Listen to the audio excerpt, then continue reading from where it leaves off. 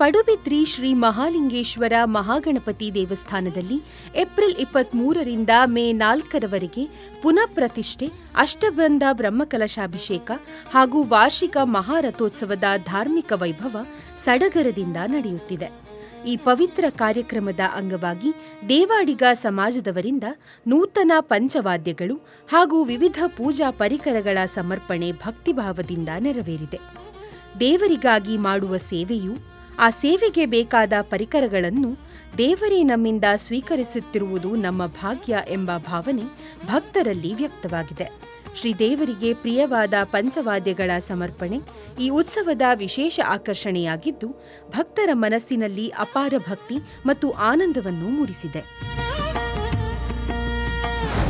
ನಾನು ಪ್ರಕಾಶ್ ದೇವಾಡಿಗ ಅಂತ.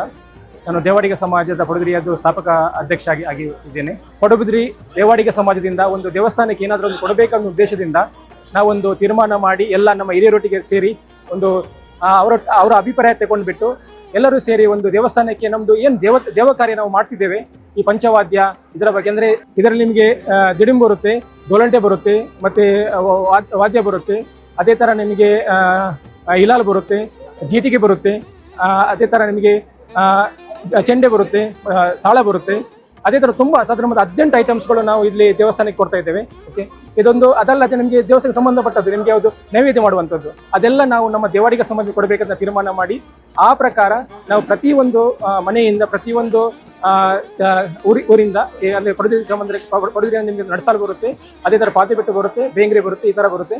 ಸೊ ಇದೆಲ್ಲ ಸೇರಿಬಿಟ್ಟು ನಾವು ಅದೇ ಥರ ನಂದಿಕೂ ಬರುತ್ತೆ.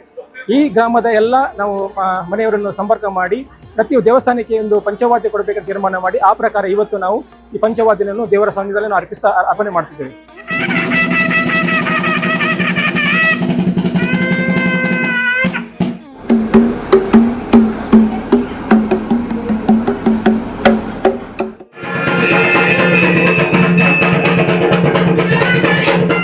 ನಮಗೆ ಇದೊಂದು ಖುಷಿಯ ವಿಷಯ, ಯಾಕಂದ್ರೆ ನಾವು ಮಾಡುವ ಕಾಯಕ, ನಾವು ದೇವತಾ ಕಾರ್ಯ ಮಾಡ್ತಿದ್ದೇವೆ.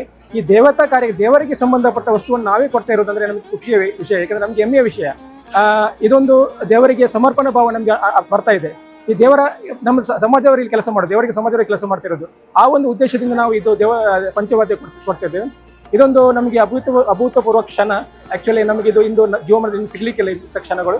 ಆ ಪ್ರಕಾರ ನಾನು ಎಲ್ಲರಿಗೆ ಈ ಮೂಲಕ ತಿಳಿಸಿದ್ದೇನೆ, ದಯವಿಟ್ಟು ಎಲ್ಲರೂ ಬಂದು ಬಿಟ್ಟು ದೇವತೆ ಕಾರ್ಯದ ಭಾಗಿಯಾಗಿ, ಬ್ರಹ್ಮಕುಶಿ ಭಾಗಿಯಾಗಿ ದೇವರ ಇದರಲ್ಲಿ ನಾವು ಆಶೀರ್ವಾದ ಪಡ್ಕೋಬೇಕಂತ ಈ ಮೂಲಕ ವಿನಂತಿ ಮಾಡಿಕೊಳ್ತೇನೆ.